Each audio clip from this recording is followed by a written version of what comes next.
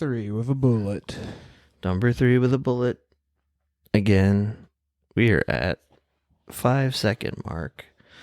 You can see the beginning of the globe start to shine upward out into outer space. I don't get it. Oh, okay.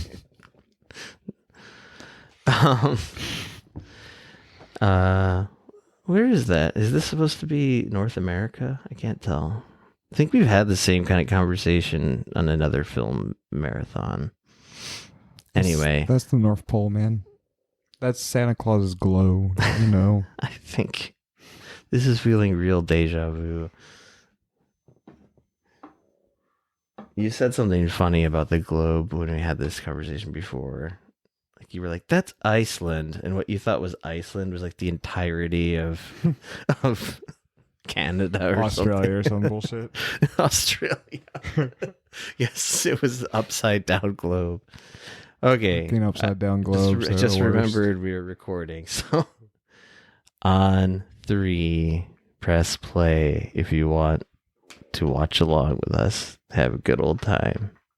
1, 2, 3. Breaking news. This is important. A Mexican restaurant in Texas kept its mask rule until people began threatening to call ICE on the staff. Goddamn.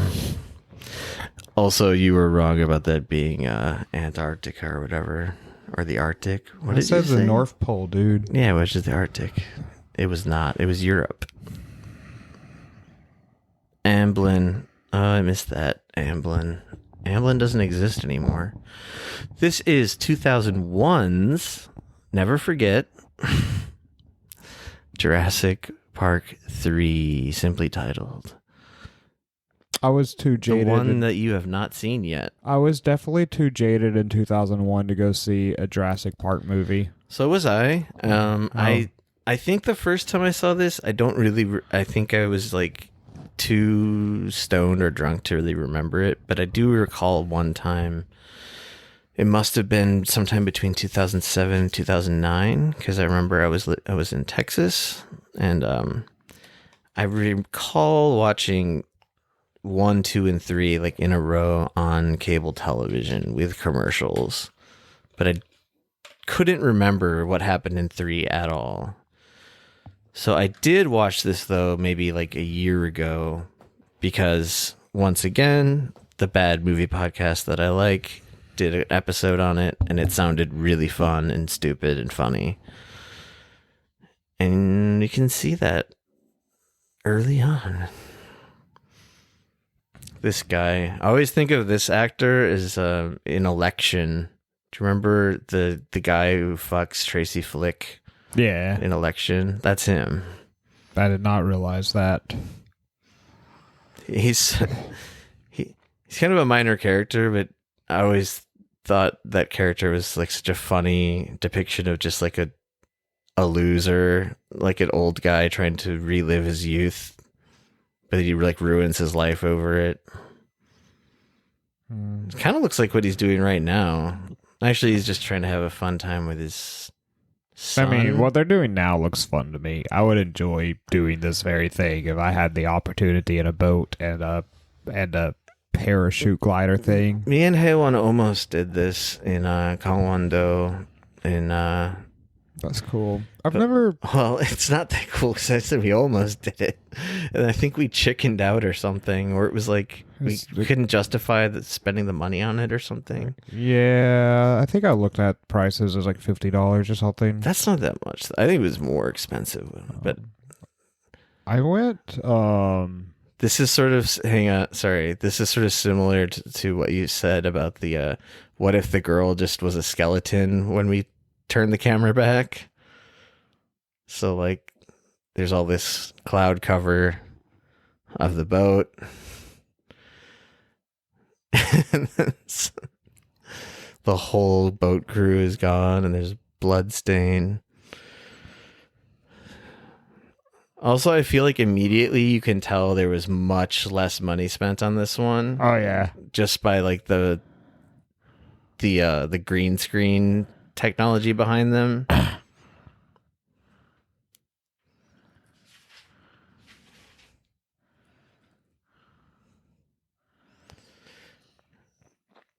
So, yeah, this came out. So it looks like 4 years between both movies. Yeah. So this one is not directed by Spielberg, though. I can tell. This is directed by Joe Johnston, I think. He notably directed, his first movie ever was Honey, I Shrunk the Kids, which sort of makes sense when you keep watching this. Sam's back. Yeah, he's back, and look who else is back. Laura Dern, they have children. No, they do not. Oh. Sorry, I should have let you discover on your own. I think this is supposed to be misleading that way.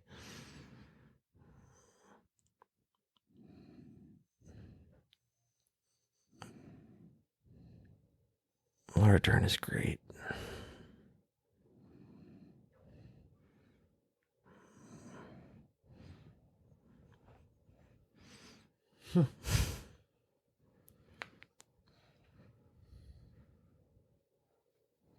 Sam Neill rules. Did you ever see Event Horizon? Yeah. I like that movie. Yeah, he's good in that too. Mouth of Madness? Never see that? No, I know what it is, but I haven't seen it. He stars in that as well. That's a good...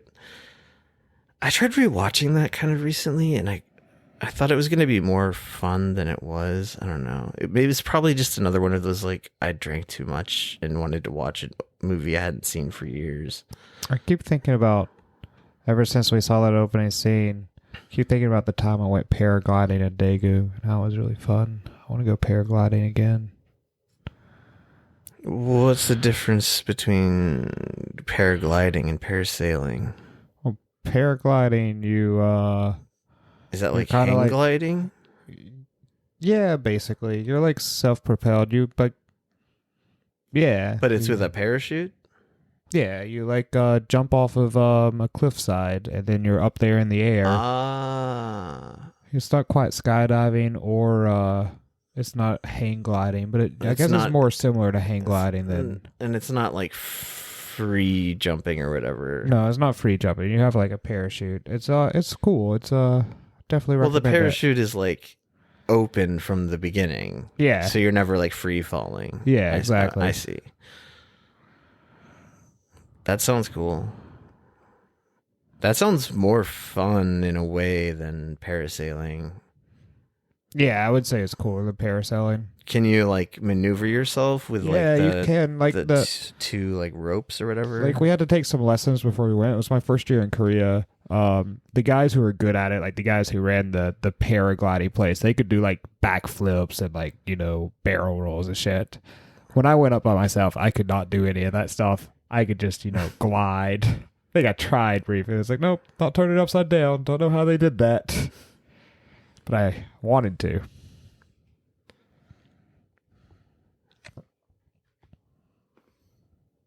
I think this part is sort of... Did the Raptors talk in this movie? Is that what they're leading to right now? Just to keep that in mind, and keep in mind what I said about them maybe flying planes or driving cars. Oh, they're going to talk on telephones. But yeah, he has this new theory about their communication. It plays it's like a central part of the plot, kind of. I mean, central might be the wrong word, but it comes up again. Like they're capable of more like complicated communication than we realize, type of thing. Joe Johnston also directed The Rocketeer. Didn't you say you love that movie? Love it. I really do love that movie. That was his second film, I guess, because he did Honey, I Shrunk the Kids in 89, Rocketeer 91, Jumanji 95. He has a better track record than Spielberg, in my opinion. He did the Wolfman remake in 2010. Well, now he's losing it. Captain America First Avenger 2011. Maybe the best Marvel movie. Come at me. I don't know. All the Captain America movies kind of blend together sort of in a way to me. Man, I love the first one because it's like weird in my opinion. Like it's weird in this, I don't know. I think it's really good. I mean, if you look at this guy's filmography, he's kind of a weirdo. Honey, I Shrunk the Kids is a weird movie. Jumanji's a weird movie. Rocketeer's got its weird moments. First Avenger's weird too because it's like it seems like a very patriotic movie, but then it's kind of like all anti-military in its own way, which is all like Captain America is supposed to be about. Is like how it's. I don't know. What the hell? I do that to every airplane I see. Also, so I was just laughing because he said no force in heaven or earth could get me back to that island, and well, we know he's going back to the island. it's funny how easily he gets persuaded to go back to the island. That's all I'll say. Hey, it's Mario. I know this character actor's name only because, again, I listen to movie podcasts and he gets brought up a fair amount. Michael Jeter. He always plays the same kind of sleazy kind of guy. He played Mario in the Super Mario Brothers movie. No, right? that was goddamn Bob Hoskins. I feel like I'm making you so mad. You know what No, I know you are. You know that Bob Hoskins and John Leguizamo got like just totally fucked up together on the set of that movie because they knew how bad it was while they were making it. That's awesome. Yeah, they just like they would just get drunk together. Like, I haven't seen that movie since I was a kid. You know, I've never seen it. Really? I feel like I should see it because you should, man. You should. I've listened to like probably 3 or 4 bad movie podcasts that have gone into it, so I feel like I know the whole plot. I've just never seen it, and yeah, it sounds hilariously bad. And this guy, I knew I recognized from somewhere the first time I saw this movie, and I looked him up, and he plays Nicolas Cage's younger brother in Face Off. Ah. If you look at his filmography, that and this are like his most prominent roles in anything. I guess he got paid some money for them. Oh yeah, I'm sure he's fine, but he's actually way more sort of distinct in Face Off than in this. In this, he looks like he could just be any kind of good looking actor. I'm gonna say he's handsome. I'm surprised he hasn't had more leading roles. But in the Face Off, he's purposely kind of made to be like this kind of like scheming like nerd character. Yeah, I guess all they do is slap glasses on him, really. But that's what they usually do. I guess he's too small to be a leading man. More I look at here him. he's like the Indiana Jones wannabe sidekick, basically. Indy didn't have sidekicks. He had women. I'm saying he's like like the guy who wants to be Indiana Jones, but he has to play second fiddle to Dr. Grant. Oh, this also comes up in the movie later. Oh, the doctor just realized how they would communicate with each other. Well, he somehow, I didn't hear what he was saying, but he somehow 3D printed this horn that makes a raptor call. God, I wish I owned a 3D printer. Hey, look who it is. I do like this guy. I always love William H. Macy. He's all right. He's fucking awesome. Have you seen Fargo? He's all right. He's a really good actor, man. Yeah, he's not bad. Boogie Nights, Magnolia, Fargo, like those 3 movies alone justify him as a great actor, I would say. The Cooler. Have you ever seen The Cooler? No, I haven't. I've seen everything else you mentioned. Cooler's a great movie. It's like a gambling movie, like casino gambling something or other. I kind of miss with Alec Baldwin doing like a menacing Miss American pool halls. I don't know why. It's Téa Leoni. She was something in the 90s. I'll go. This is 2000s. This is 2001. Yeah. She was on her way out. She was doing movies like Jurassic Park 3. This is pre pre whatchamacallit, the fall of the Twin Towers, pre 9/11. Patriot Act, pre. Could you not think of the word 9/11? That's the one. Yeah, those two numbers. Is it pre though? You don't know. It's the same year. I think it's pre. Probably was filmed before at least. Let's check. Let's see. What if the release date was September 12th?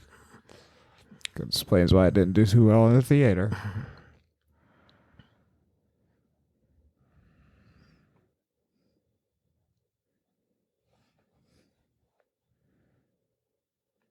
Téa Leoni never really had a film career anyway. She had some TV show.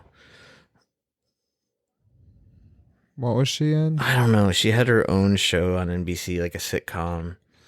I think. I mean, I recognize her face. She's married to Fox Mulder, David Duchovny. Yeah. That's all I know about her. She's on some Netflix show where she basically plays Hillary Clinton. Is what I gathered from it, which sucks. I'm saying that concept sucks. House of Cards? No. She's not a House of Cards wife. No, that's a better actress. Okay. Robin. Right? Not right. No, that's right. That's right. Really? I got one right? Fuck. You got one right. Jesus.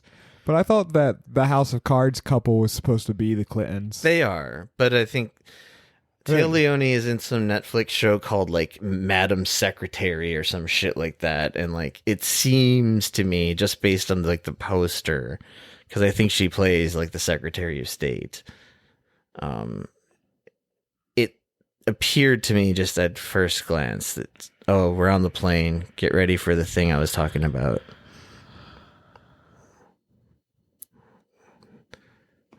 The pilot might be a raptor. Or something. Good.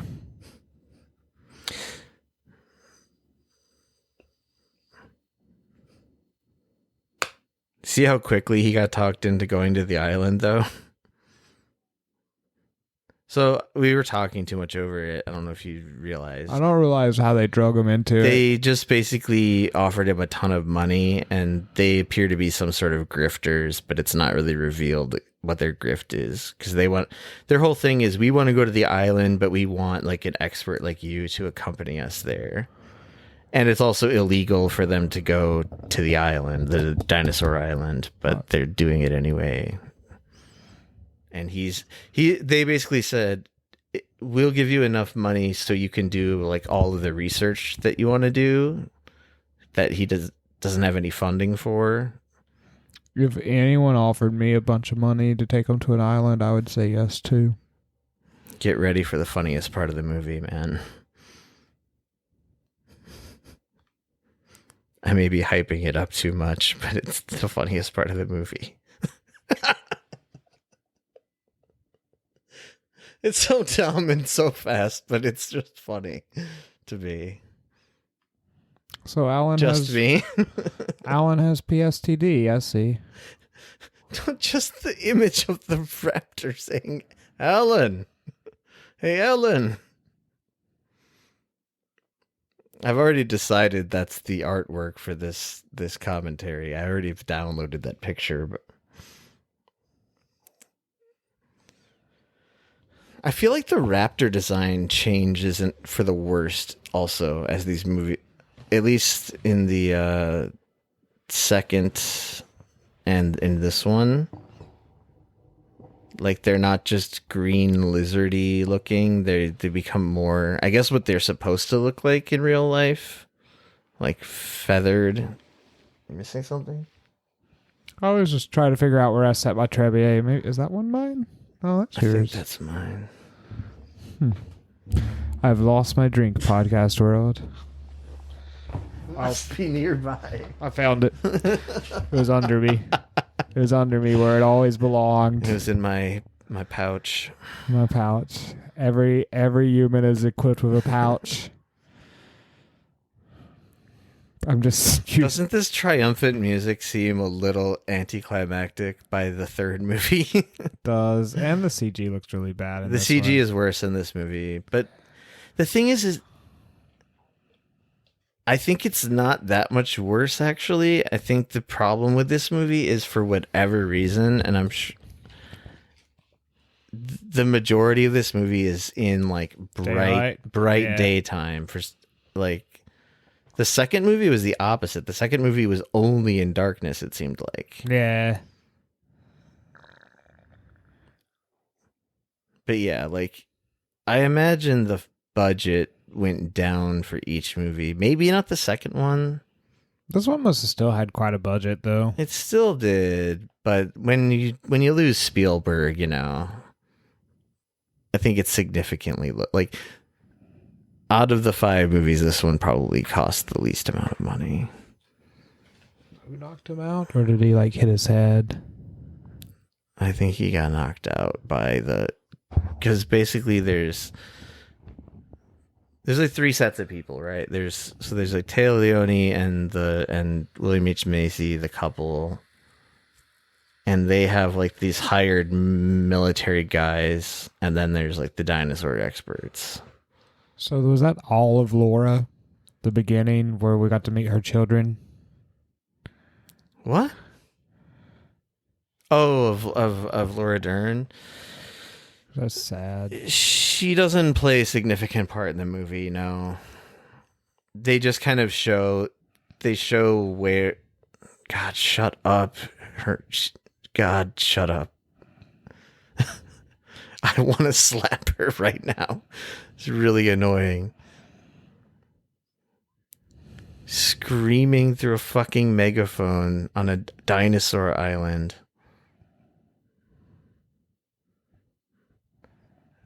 Oh, so I was wrong. The third one also has a new species. But the fourth one is the one where they make a whole new like genetic hybrid species. They're like, what, combined the T-Rex and the raptor? Something like that. I think the fifth one does it as well. They just like amp it up. Like, now we took that one and put it on steroids. They combined the ape. We combine all of the MMA fighters' DNA into this Tyrannoraptor. Perfect. I think this one it's not meddling. I think it's, I don't know. We'll just wait and see. I think there's just a natural. I'll go ahead and call it that 2021's best movie is going to be Kong versus Godzilla. Isn't it out already? Is it? I think it is. Oh, I just saw an ad for it, a Korean ad for it. I didn't think it was out yet. If it isn't, it's very close to being out, I'm pretty sure. I saw a trailer for it the other day. There's the new beast. They did a similar like cheesy thing with the blood in the second movie, in that waterfall sequence when the hippie guy had the snake crawling into his shirt. Sam's thinking, I shouldn't have gotten drunk with these people.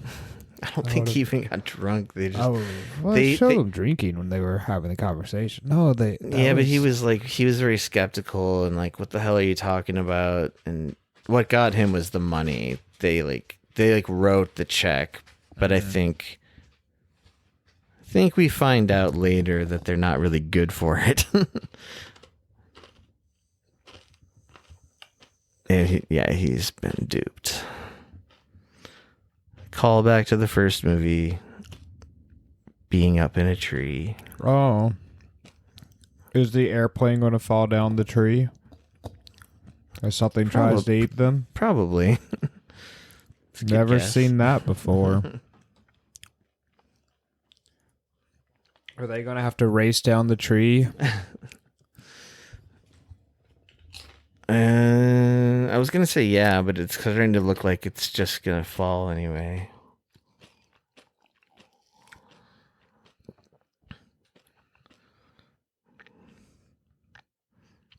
Michael Jeter, the the guy with the mustache, the guy you said was Mario.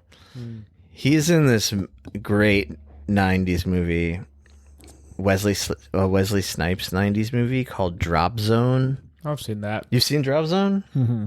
Drop Zone rules. That is a good bad movie, I would say. And it's not like it's not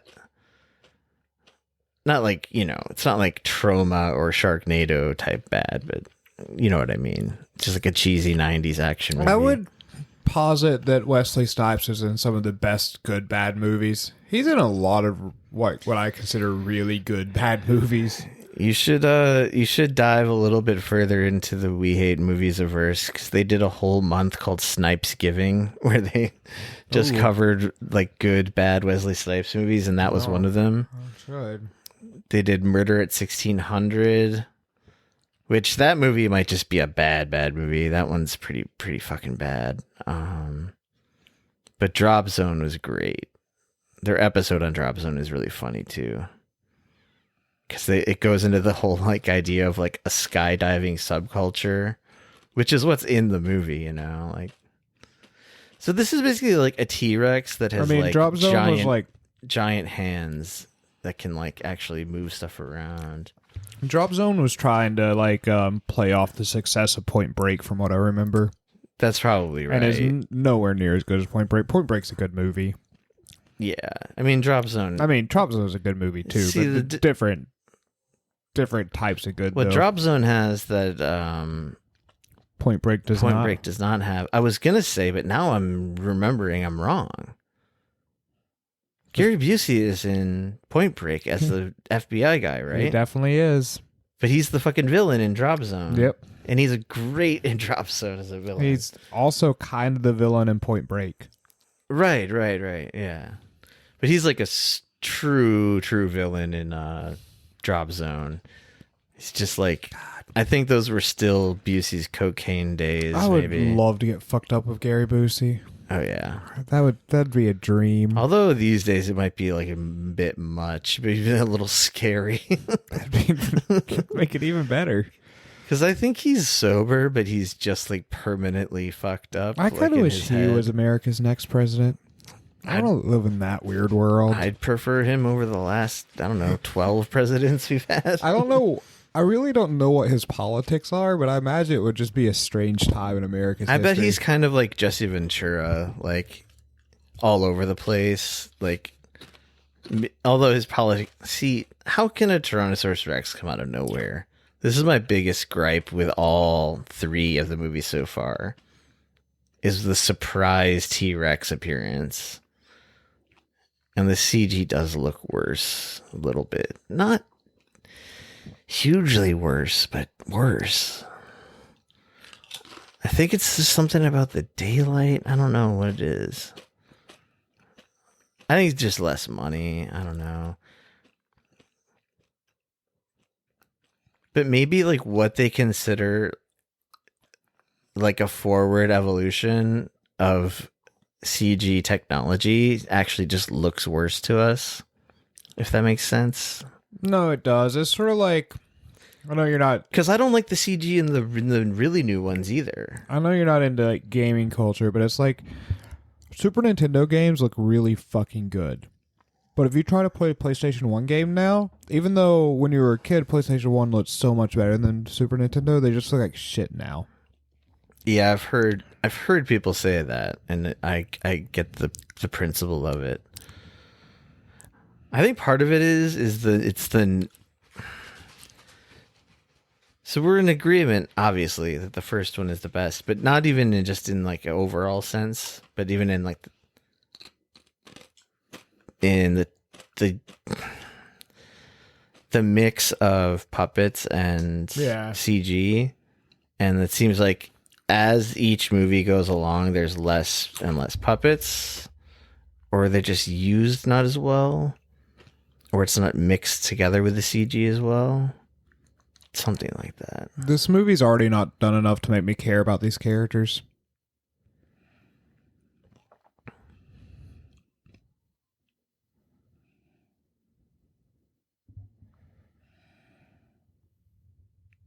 Who's missing?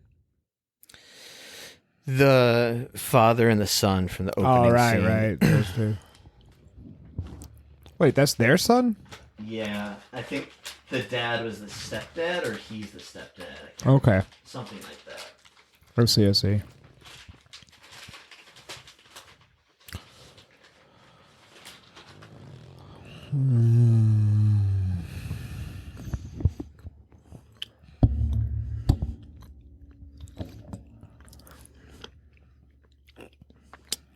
Gosh.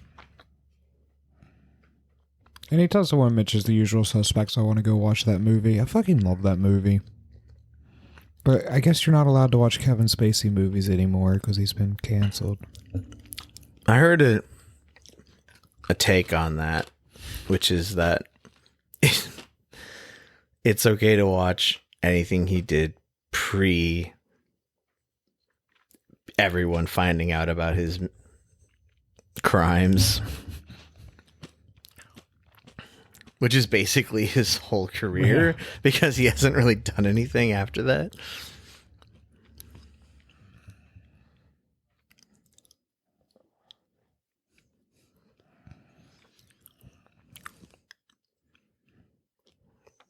I mean, is this implying they're not a real couple? No, I think I understand. I think that... Are they divorced? I think they're divorced. I think it's their son, and that the boat guy was the stepdad. That she's currently put it with. together, yeah. Okay, that makes sense.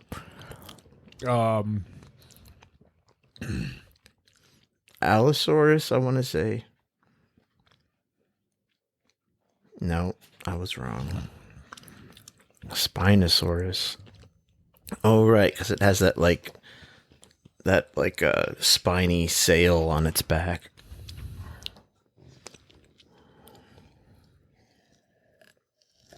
This guy doesn't know how to put on a backpack. The music signifies that he's a bit of a dork.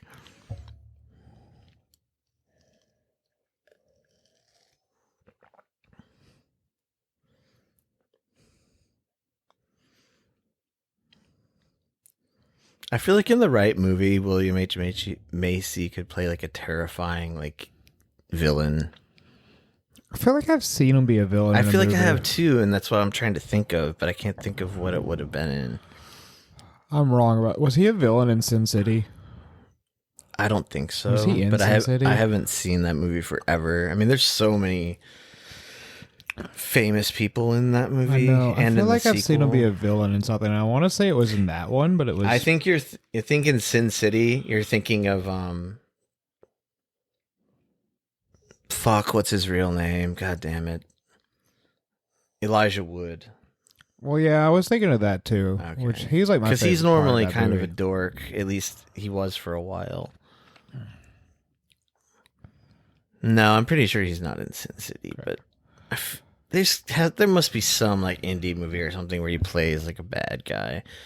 I do know. Do you know the show? It was a British show first, Shameless. Yeah, that show's great. You know they made an American version. Yeah, I haven't watched the American. Well, version. he's the main piece of shit dad in that show. Or maybe I haven't watched the British one. I've watched the American one. I've only watched the American one because I've seen the one where he's the dad. Yeah, that's the American one. That show's... I haven't watched all of it, but I've really liked what I watched of that show. I started it, but it was not for not liking it or anything. I just I faded off after really a few long. episodes. Yeah, same thing. I think I watched the first season or two. I didn't even get that far. It wasn't that I didn't like it. It was just, classic. Too many things to watch. So many options.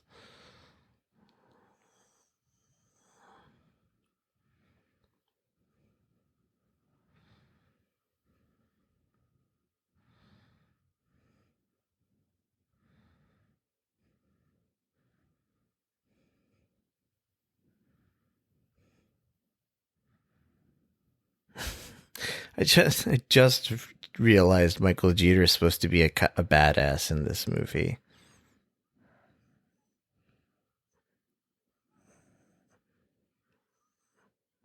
You remember him in Drop Zone, though, right? Yeah, I do. Like he's like just the insufferable like hacker guy who's in jail, and he's like keeping cats as pets somehow in jail. He like lures them in from outside. It's kind of weird. That movie is weird.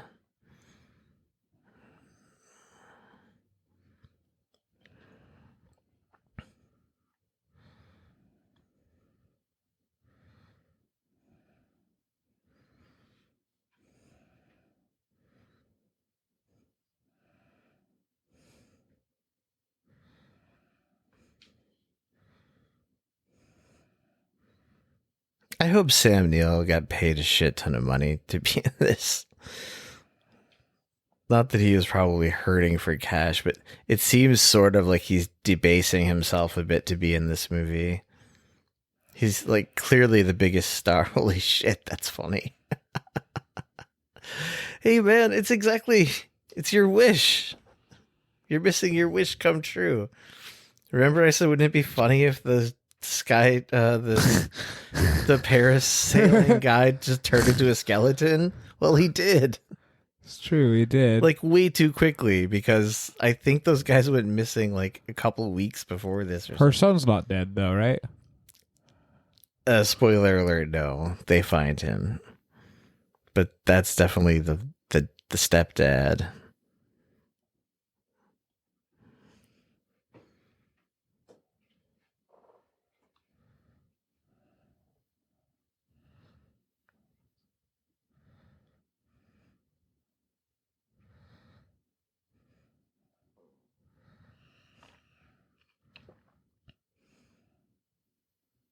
Sorry, I was trying to find the movie that I thought William H. Macy was a villain in, and I don't think it exists. I think I just made it up in my head. I think it's because of that Shameless show. Like, that's like the most out of character, out of like for a second there, typecasting. I thought he was played the villain in Air Force One, but he was not the villain. He's in Air Force One. But yeah, I was gonna say he wasn't big enough of an actor even in Air Force One days. I feel like he didn't. I think like Fargo is what kind of put him on the map, and Boogie Nights a little bit, but Fargo especially. His character is so, man, that movie is so good. Hey, second Fargo actor, Peter Stormare in the last movie, William H. Macy here. Imagine if the Coen brothers had directed this movie. I'm trying to picture what that would look like. I have a hard time with it too. I just pictured... I picture there being way less dinosaurs. I assume you've seen Barton Fink, right? I have. I just pictured a raptor doing that ending scene with John Goodman running down the hallway on fires. But the raptor, just like he was in the plane in Alan's dream, going, Alan, except he's going, I'll show you the life of the mind. And he's like, I think holding a machine gun with his little raptor hands. These movies would definitely be better with less dinosaurs. Like, I like the dinosaurs, but like just more of like... I mean, so far there haven't been... There were like 2 action sequences with dinosaurs. So dinosaurs existing in the shadows, in the forest, like in the dark. That's scary. Yeah, I mean, we do know they're there. I would say I definitely like this one better than the second one. Like, already I do. Because it's more like... It's not pretending to be anything other than what it is, if that makes sense. Like, yeah. It's just like, yes, this is an action-adventure movie where a ragtag group of people go from one dinosaur conflict to the next. Speaking of action-adventure it's basically kind of video game logic, this movie. We should get on the train of what I think are the greatest action-adventure movies from the past 25, 30 years. The Mummy. Those are good. Are you serious? Man, fucking love The Mummy. It's where I first fell in love with librarians. What? That's not true. I do love The Mummy. I've never gotten into those movies. I always assumed they were shit. You ever watched them? I think never from beginning to end. Oh, dude, watch the first one's good. It's a classic. Haywan's tried to convince me of the same thing. The first one's really good, man. Watch them. Right, Haywan? She's got her earphones in. The Mummy is a good movie, you think? I'm outnumbered. You guys win. They're good, man. Ooh, nice sidekick, Brian. Is his name Brian? Buzz?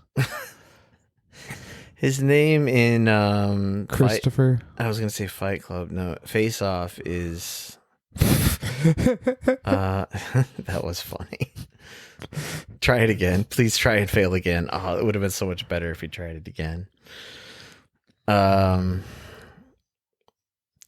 Castor Troy. I wonder how old that candy is. Is Nick Cage's character's name. So he's got his brother has a funny name as well. Man, I hope the can of shaving cream comes back up in this movie. The one that got covered in the mud. I think it might actually. I think you might be. I think you might be crazy foreshadowing there. If it doesn't come back in this, then I don't think it comes back at all. But I think it might come back in this. I'm probably the only idiot looking out for the can of shaving cream. No, man, no. I disagree. That I'm the only idiot caring about the can of shaving cream? Yeah, because it was, like you said, it was ridiculous foreshadowing. Like, it was so obviously meant to be like, this is going to come up later. I mean, it plays into what we're seeing right now. It's like, Jesus, is that just a head?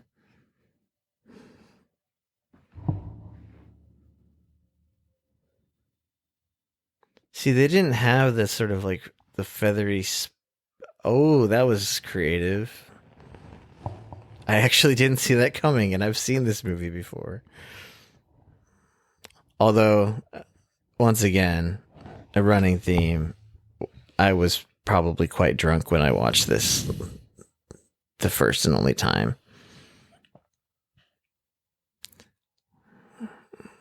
I definitely like this more than the second one. Yeah, I think I did like too. the characters aren't.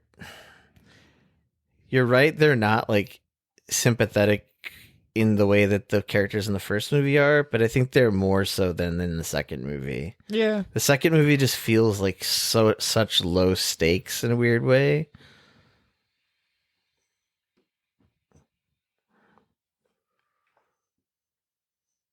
Also, maybe the element of they're getting smarter. I am a learning computer. I'm a learning raptor.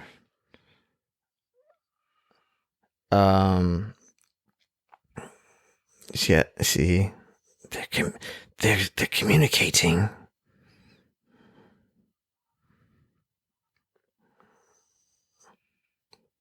Also, did Sam Neill like just sort of lose his fake American accent suddenly? Yes, he did. Because he had one in the first movie. Oh my god! But then he said, "They're calling for help." Or maybe I was just hearing my own bad British accent over that. Into the herd.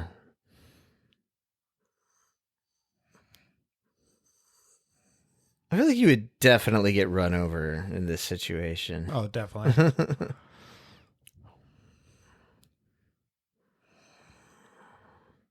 But I wouldn't, because being the guy I am, I would just jump on the back of one of those dinosaurs and ride it like fucking Buffalo Bill. And you just be like double six shooters taking out those raptors from the back of man. Those galloping dinosaurs. Fuck yeah. Jason Newland, Dino Cowboy. Dino Boy. You have gotten into referring to yourself in the third person in the last couple of episodes. Jason D. Newland. The D stands for danger, or does it stand for dino? Jason D.D. Newland. Danger Dino. You fucked, Jeter. I don't know if I keep going back and forth about the puppetry and the CGI in this movie. Well, I think it's fine. I think the CGI is pretty good in this movie. Yeah, I think it's not as bad as it seems like. I think it's just because the overall air of this movie is less serious. Like, the second one was kind of trying to be too serious, I feel like. This director is a lot less serious, which is actually something I like about him. That's what I'm saying. I personally. think the third one might be my second favorite out of all five. I haven't finished this one yet, but I actually usually enjoy this guy's films. As in, yeah, I like Rocketeer. He's I've told you how much I love Honey, I Shrunk the Kids. Yeah, Honey, I Shrunk the Kids is fucking great. I think Captain America: First Avengers is maybe just about my favorite. That Marvel seems movie. like his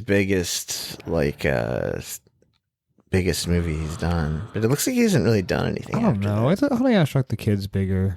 I mean, that movie was giant. It was giant, but it was not part of like the MCU type of giant. I mean, I'm almost certain that movie has made much more money. Yeah, but yeah, I mean, I don't know what I'm trying to say. Honey, I Shrunk the Kids is a staple that like everybody, at least of our age and basically older. It's hard for me to think of movies that are like MCU movies. Well, I like them. I've talked about how I like them, but I know they have different directors, but I never feel like they're the director's movie as much as just like it's Kevin Feige's like brainchild and like Disney and like they're like studio movies, as in they're not like, I don't know. I guess this movie is too. Fuck it. I don't know what I'm trying to say. I mean, there's like it's incomparable to the MCU because MCU's whole thing, and I believe the man's name is Feige. Feige. It's Feige, man. I've heard Feige several it's Feige. times. You sure? I'm almost 100% sure. Well, I've heard people who are also wrong then saying Feige. Maybe I'm wrong, but I feel like I've heard like Josh Whedon interviews say it was Feige and some other. I don't fucking know. It doesn't matter. Who cares?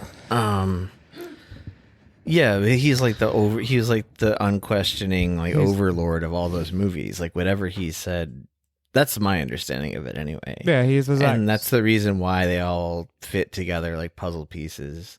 It's part of why they're good. Obsessiveness. Yeah, but it's also what gives some of them flaws. Yeah, is that they have to force them into these certain story parameters or whatever, and they also all have to follow these certain acts. But that's not necessarily from him. I've heard that's more like from like Disney. Yeah, that's just marketing and like came down. Actually, I can't think of the guy's name. Kind of like spawned from the sequels of the Pirates of the Caribbean movies. Of being like, these are how we're going to do action movies. This is how we want a blockbuster to be structured whenever the Disney logo is put on it.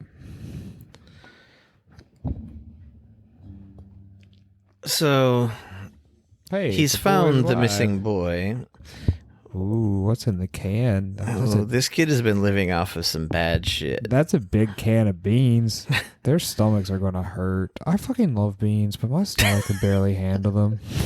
This is the at least third time you brought up your love of beans on a recording. Good stuff. This kid explains in a second here how he's been not dying of thirst, and it's quite gross and funny. He's been drinking his piss. Think bigger.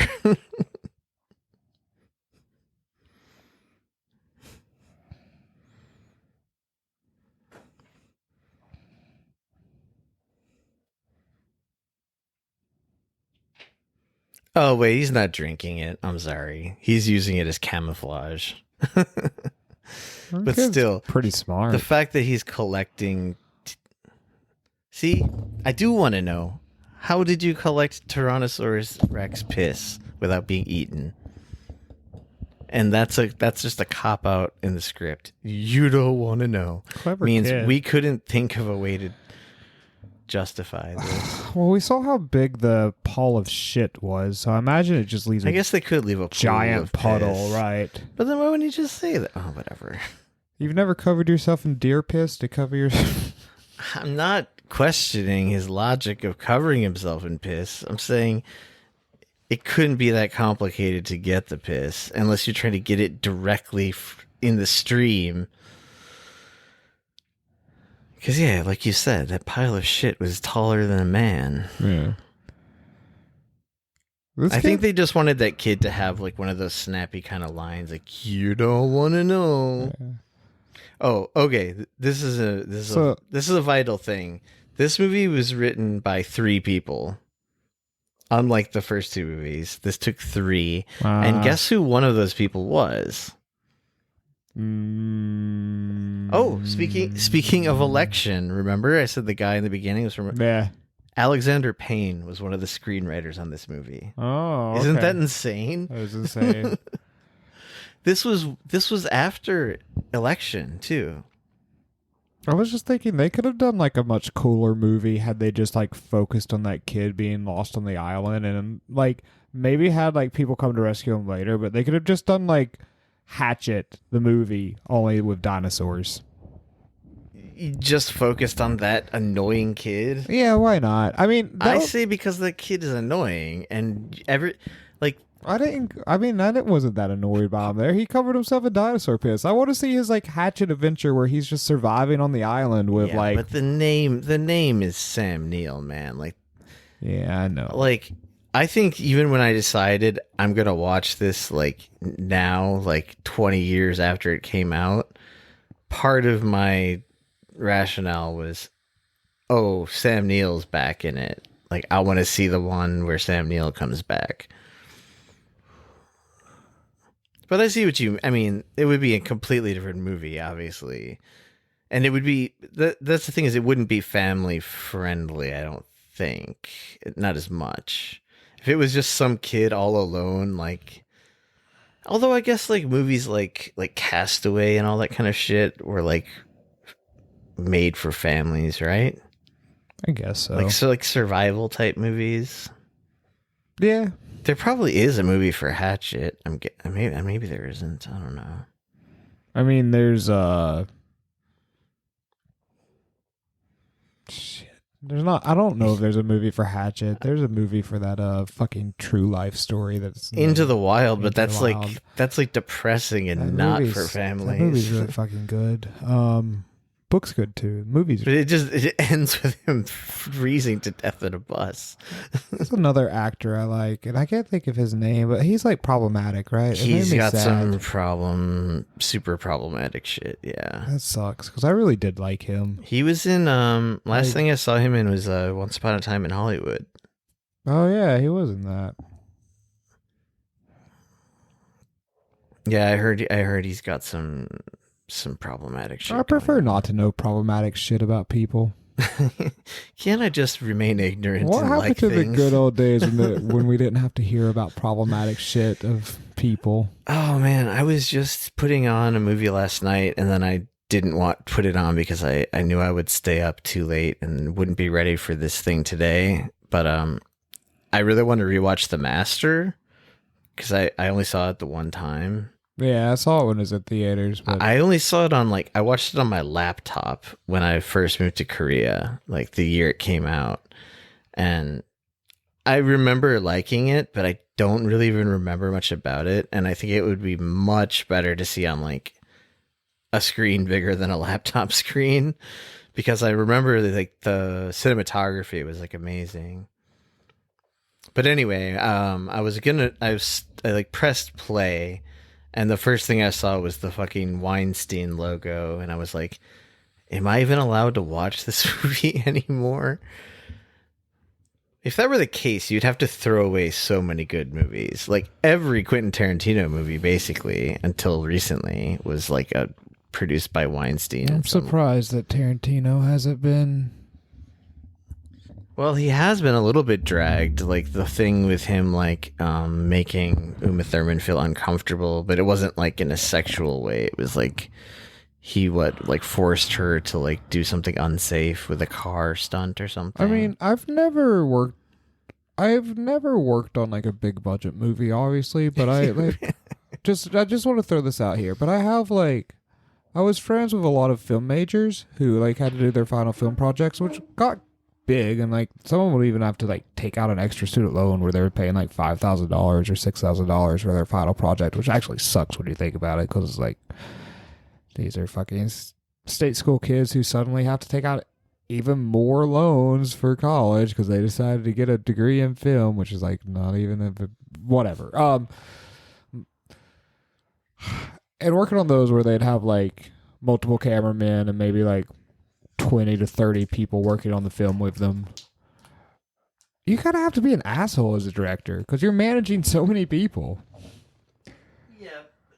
It's just like one of those... There's a big difference between being a control freak and an asshole, kind of like a Stanley Kubrick or something, then being a fucking sexual not deviant. That's like, yeah, I agree. I mean, Weinstein is obviously a fucking monster, and he's not even a creative guy. He's just a guy with fucking money who happened to latch on to some creative people. But I don't imagine that Tarantino is a monster, though. I think if he had done anything outrightly like abusive, truly like sexually abusive or something, like we would have heard about it by now, because a lot of people hate him and want to take him down. I'm kind of annoyed by this hate that's going for Joss Whedon, because I'm not even the biggest Joss Whedon fan, but I feel like it's a bit silly. I'm not a fan of his, and maybe it's misguided. It's because I've just never been into his stuff, and I don't really like his style that he's famous for. See, I loved... But I think, like, I forget he's not particularly canceled. He's, like, on that edge of, like... The thing I read that made him seem like... Not like a predator. You can hear the cell phone coming out of the dinosaur. And it was, like, the old, like, Nokia ringtone or whatever. Yeah, I heard it. Is I read like part of his like spec script for his Wonder Woman movie, and it was like so embarrassing. It was just like really hypersexualized, but like trying to be smart. I don't know. I remember reading that and thinking like, fuck this guy. But I don't know. I think like you like some of his stuff that he did like back in the day. Like I never got it. I just never got into it. I think Buffy's like perfect TV in weird way. I never got into it. It never interested me. And Firefly's great. Never got into it. I don't even know what it's about, to be honest. Space bounty hunters. Firefly's great. I actually highly recommend Firefly. Didn't he also do the movie like or a show? He did Buffy, Angel, Dollhouse? Firefly, Dollhouse, yeah. Yeah. I think he's been accused of like no, he was accused of this recently. Charisma Carpenter, who was in Angel and Buffy the Vampire Slayer, she was apparently pregnant during the set of Angel, and she was contracted to work, and like I guess they would do long shoots, and she was like, he still made me work even though I was pregnant. And I don't know. To me, I'm just like, well, yeah, in the episodes, I guess you could have quit. I don't know. I heard something like he just sort of like... But I heard he was a dick about her being pregnant. Like, why'd you get pregnant if you're on the fucking job? That's like Michael Bloomberg level. You know what Bloomberg said to a pregnant woman that worked for him. Yeah. He's like, just... Am I being sympathetic to this? Just kill it. I mean, do you see what's happening to the earth right now? Is that such a bad thing to suggest to people? Don't breed. Well, first of all, I don't think that was Bloomberg's motivation.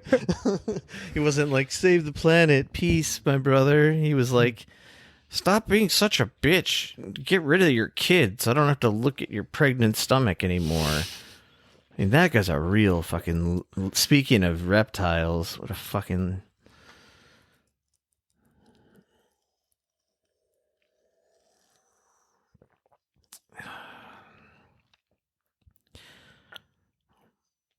The other day I was teaching my students something about like just sort of the difference between like mammals and reptiles and amphibians and stuff. And it dawned on me for the first time how many I feel like, and I haven't done a tally, but I think there's way more animals that breed with eggs than that give birth the way that mammals do, right? I think so. Think about like nearly every animal in the sea is egg laying with, nearly every animal on the earth. Yeah, I was going to say every bird, every reptile, every amphibian, every insect.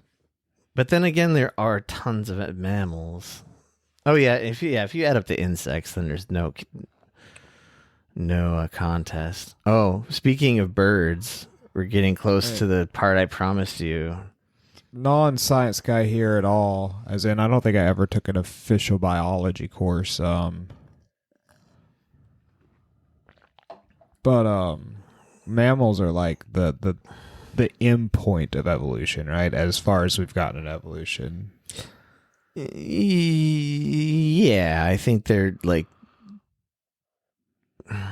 I mean, I think there's like some. Obviously, there's like parallel times throughout history, but yeah, I think basically every type of organism predates mammals. I'm pretty sure. Yeah.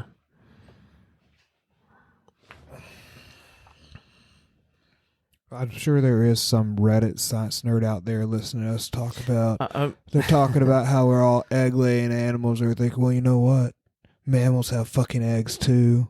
Just carry them inside. Sorry. I mean, in a way, that's technically kind of true, I guess.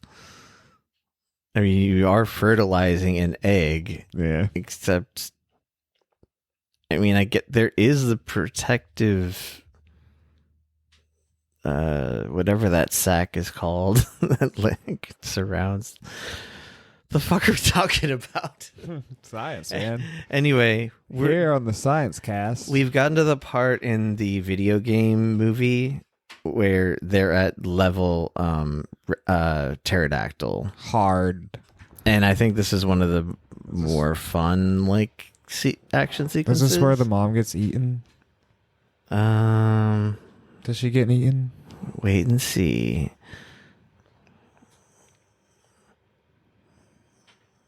Does the dad become I just remember a hero? there's one shot, spoiler alert, of the pterodactyl like walking. It's like almost more menacing that it's walking instead of flying. That's pterodactyl shit. I know what that smells like. He just picks it up so nonchalantly. This kid's thinking, why didn't I cover myself in T-Rex piss? Pterodactyl piss. All those times pterodactyls were pissing over me and I took shelter. Showers. For took nothing. Showers, man. He should have. Just showered in terror. He's regretting.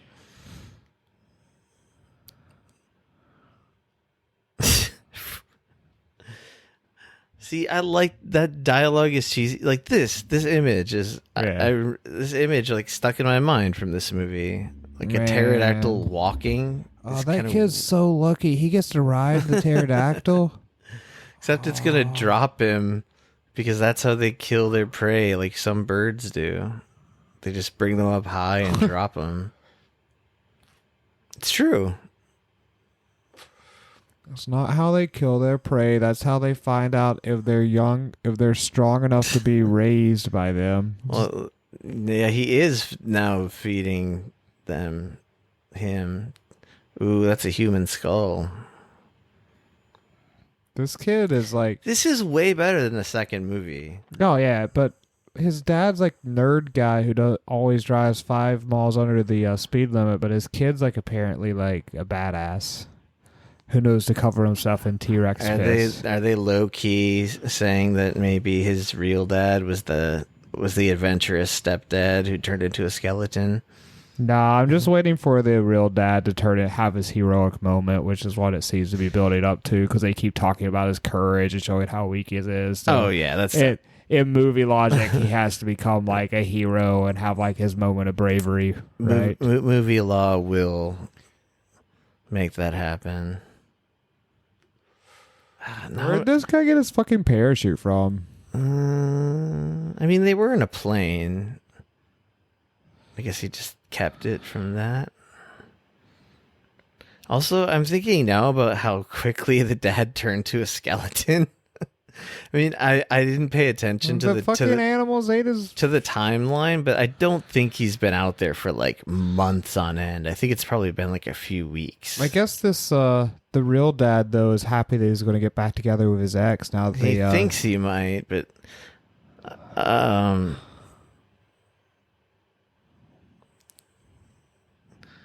see, I feel like this would have been the big selling point for Jurassic Park 3. It probably was in the trailers and shit. Like, there's going to be way more flying dinosaurs this time. Yeah, it's something about the way they walk on their wings that really creeps me out. Did he just kick the kid off of him? No, okay. No. It looked like he just kicked him. Like, get the fuck off me. Aww. Wait, why would the flying... Because it didn't have, like, runway to, like... Didn't have enough time to really get the wings pumping? Okay. I guess I could get a bit of a run, too, I assume. Those wings are huge, man. I bet they could take off from a stationary position. Let's keep speculating wildly about the mechanics of these long dead animals. Oh, is this? I do believe from that Jeopardy question that I was talking about that pterodactyls are the smaller ones, and that the bigger ones are called something else. Like megadactyls. It's like it's still like Terra something. Pterosaurus. I don't know. Well, is it fucking spelled with a P? They're all spelled with a P, yeah. I don't know why. English doesn't make any fucking sense. The more I teach English, the more and more I see how little sense it mostly makes. His name's Billy. I think you called him something totally else before. Buzz. You say Buzz. Buzzy. Wait, no. I'm getting confused by who's who. Okay, Billy is the young guy. Face-Off guy. I keep trying to think of his character name in Face-Off. Face-Off guy's dying now? It appears that way. I mean, no spoilers, but I think he may just come back.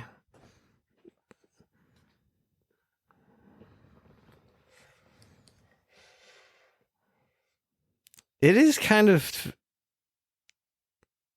fun trying to figure out what makes each of these movies worse or better than the others.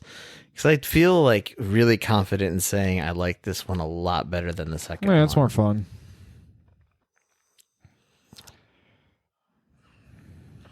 I think it really just comes down to like the overall tone of it, where it's like, I don't know, it's just not trying to be as serious. The second one seemed way more like self-serious or something.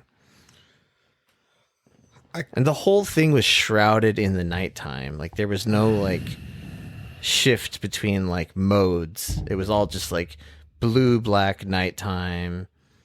Well, this one lacks Jeff Goldblum, I've noticed, which kind of bugs me. I think he would not fit in well here though either in this cast. Like, yeah, he doesn't have a reason. I think there's something kind of good about this cast being mostly unknown people, and then like Sam Neill is like the guy you really root for from the first movie, because he's also like, he's a reluctant character, but he's also a reluctant actor. You can tell, like, he doesn't want to be in this movie. I That's my gut feeling about it.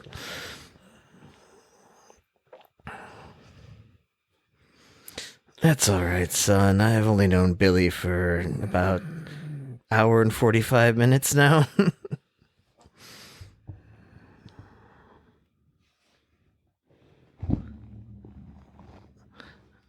I think this movie is actually a lot short. I think I'm going to regret saying that, but of the original 3 movies, the second is the longest, I'm pretty sure. I think we're getting pretty close to the end of this one actually right now. And it's only been an hour and 10 minutes. I kind of wish movies would get shorter. I know I'm not the only person who says that, but like, I miss the days of movies being clocking at 90 minutes to 120 minutes. Yeah, I just remember when, I mean, you can still sort of, actually you can't. Like, I want to say you can still ballpark most movies at 2 hours, but I would say the majority of movies are like, dude. 220. Yeah. 220 seems to be the new 2 hours, like it was in our heyday. Like, and here, all the Marvel movies are like 3 hours, which always bugs me. They're not all 3 hours, because it was a big deal when they made that one over 3 hours, right? Endgame, but all the other ones I think are like 2.5 probably on average, which is still too long. The thing is like sometimes I don't really mind it. Obviously, I mean, this is such an obvious point to make, but like, if the movie is good, I'm happy for it to run long. Like I told you, I watched the director's cut of Midsummer, and I wish it had been actually even longer. And that was like basically 3 hours. Like, I would pay money to see the original cut of that movie, which was apparently like over 4 hours. And Ari Aster submitted it to A24, and they were like, "We're giving you a lot of creative license, but we can't release a 4-hour movie, a 4-hour indie horror weird movie like this, or any movie for that matter, but especially not your weird movie." And I think he even said in an interview, like, he wouldn't really want people to see that original cut, and that the director's cut that they put out was like, you know, plenty.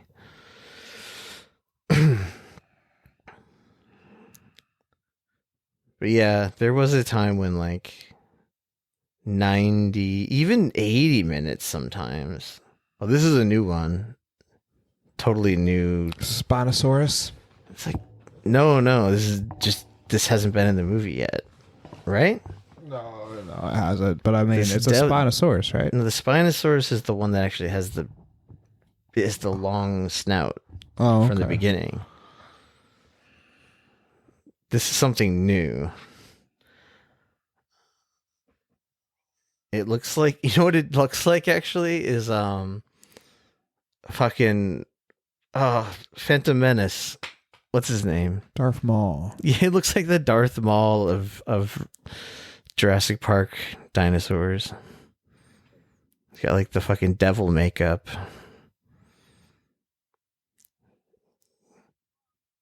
Yeah, man, this is short. I'm pretty sure this is like basically the end of the movie. We just gotta wait for William H. Macy to do one heroic thing, and then it's basically over. Oh, here also comes the payoff for why we saw Laura Dern and her new husband in the beginning. It's basically what saves the day. Sorry for so many spoilers, man. I'm just a little chatty. Dinosaur man. That's the Spinosaurus. It wasn't earlier in the movie. Oh, the dad he's gonna punch it in the face, right? Punch the dinosaur in the face? Yeah. Rocket punch. That would be really great if William H. Macy was like just his used car salesman character from Fargo, and he was like, well, well, fuck you, mister. And he just like gives this really weak punch. One of the funniest parts of that movie is when that character tries to swear and is just really bad at it. And he says, I think almost verbatim, he says, fuck, he has a really funny thing where he's trying to sound tough.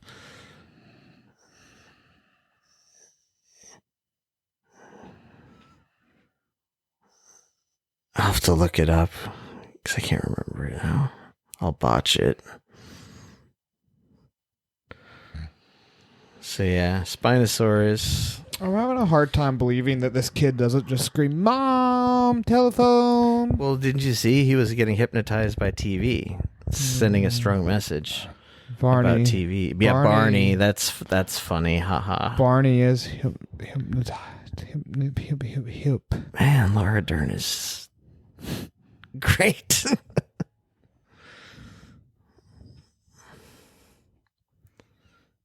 She's something else. Prime Dern.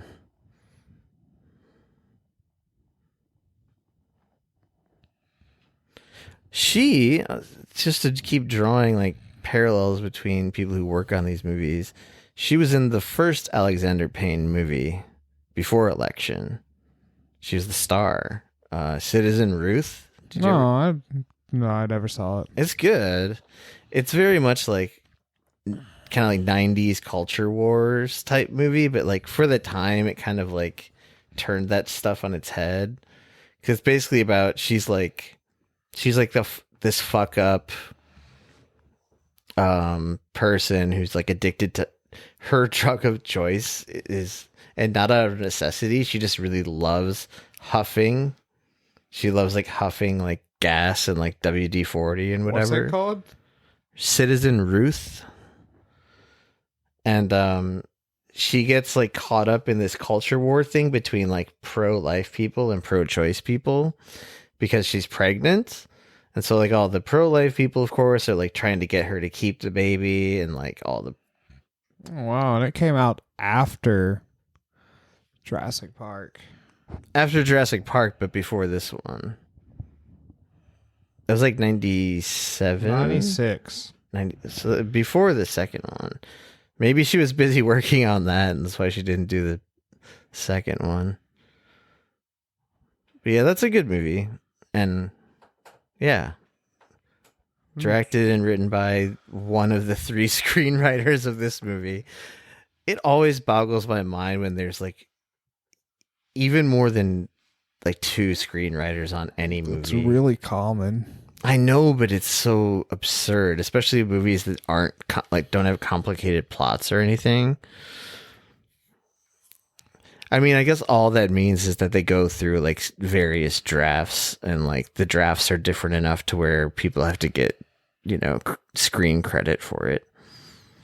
I had a good friend who worked as a screenwriter for Sony, and well, he's since quit because because of anxiety and nervous breakdowns, moved back to our hometown and lives with Paris now. Wait, is that Baby Holsters? No, not Joe. Joe's never worked as a screenwriter. I thought you said your friend who was in movies was the one who did the Baby Holsters thing. Joe, this is a different friend in movies. Baby Holster Joe, you might actually listen to this. No, the friend I was talking about is my friend Jacob, who he never, I guess he did do some directing stuff too, because he also studied film, but he was like a writer for various shows. Like I think he helped write like part of one of the Spider-Man movies. But didn't Joe direct or have something to do with those? That gun holster, baby holster. Yeah. He directed those commercials, but I mean Jacob was like working for Sony doing like Spider-Man and like but he was working in a writer's room, but like not as like a... Oh, so you're saying he was like an example of the people who like work on a huge team of writers for yeah, that's what I mean. Okay. I think we talked over whatever William H. Macy's. I don't think his heroic thing was that heroic if it was anything. He fished his son out of the lake. See, what I thought that's why I miss his fishing. What I thought he was going to do was like... punch the dinosaur? No, that would have been better. I thought he was just going to open up like a Gatling gun on the fucking dinosaur. I don't know why I had that idea in my head. They couldn't give him that much. I don't think there's oh wait, there's still one. There's still at least one more action. Yeah, here it is. And remember the 3D printed horn or whatever, the thing that sounds like a velociraptor. It's going to come in handy. Also remember Dr. Grant's new theories about raptor communication.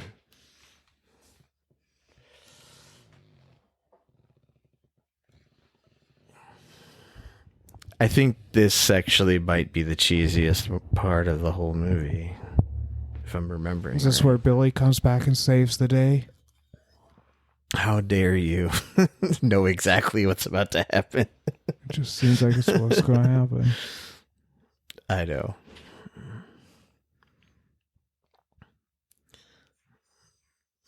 Headbutt it. See, this is what I disliked about the second movie that didn't happen in the first movie. I'm pretty sure. Unless I just blocked it out because of bias. But like, there are all these moments in the second movie and in this one where the raptors are just kind of like taking their sweet time, you know? I mean, I guess they are trying to get the eggs back, but they could just kill these humans in like 5 seconds and get the fucking eggs back. I guess maybe because they're not hungry. They're like fully sated. No, none of it makes sense, but whatever. Who cares? This movie at least is just enjoying itself on its own level of silliness.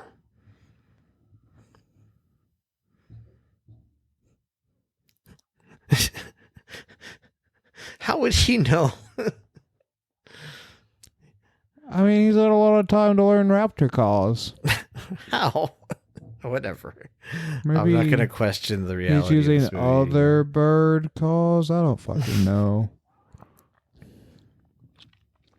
His whole basis for his whole theory, though, was not even really so much about his firsthand experience. I don't think it was just he did see them like communicate a little bit in the first movie. This is funny. Very gently lifting the egg. They're like, now stay out. And they just walk away. Just issue a strongly worded threat.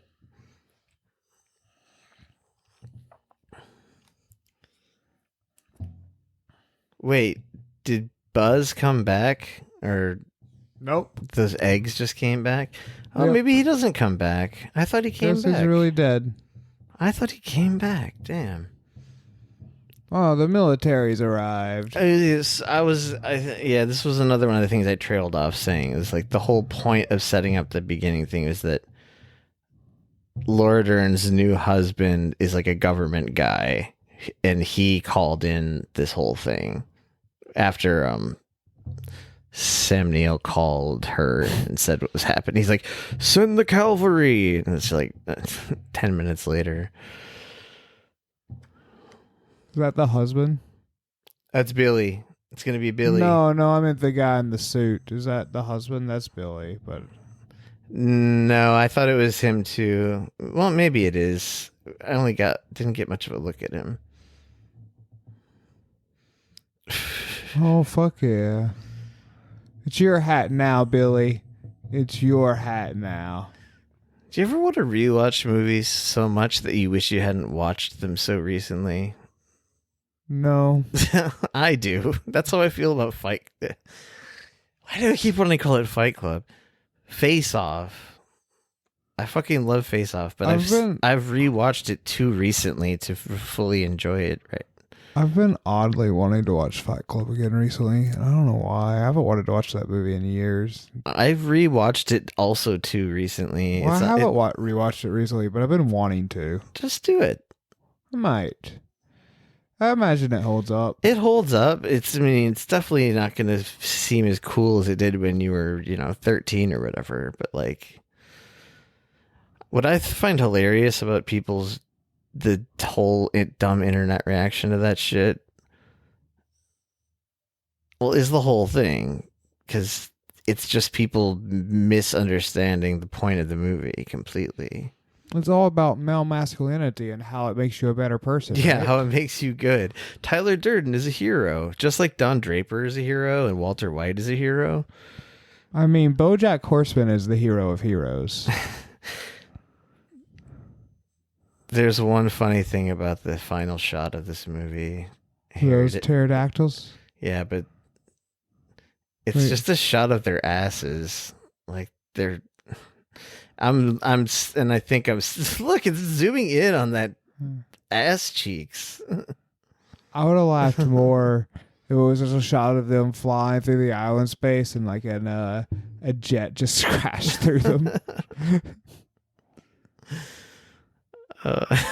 Joseph Johnston. See, Alexander Payne. They should let me direct these movies, man. I don't know who's directing the next one. I like my ideal of just like, I think the less dinosaurs you put in a Jurassic Park movie, the better it is. You just have one of the little tiny ones. I think in all this type of movies, I think implied dinosaurs and implied monsters are always stronger than like on screen to some degree. Yeah. I think there's better words for that, but I actually do think that there's like way more power in the unseen than there is in the scene.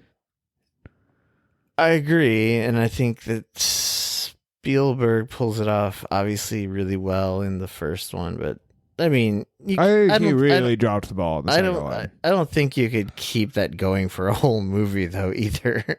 It'd be like, yeah. I mean, it would just be a completely different movie, It wouldn't be. That's true. It wouldn't be a successful Hollywood blockbuster. Even though this third one, I'm sure, like, probably didn't lose money, but it. Let's see, how many years in between this and the next one? Yeah. It probably 15 or so. No, either 14 or 15 years, probably. I also think the ideal of just a hatchet version of this where a kid, it doesn't have to be a kid, but just someone being trapped on the island, a castaway version would have been really good. Actually, great minds think alike. That's what they talk about on that podcast, is how I just remembered now. They say the great version of this movie would be if Dr. Grant were just had gone crazy alone on the island for like years while like observing and having to hunt for food, like all these different dinosaurs. That would be a great movie. Yeah, that would be a great if he movie. Was just like, and they find him and he's just like psychotic, like he thinks he's a dinosaur at that point. That's a movie I would watch. All right. Let's switch over. I don't know, we got 2 more left, but I gotta stand up and... Yeah. Take a breather and a stretch. All right, folks. We'll be back with the 4th JP franchise installment.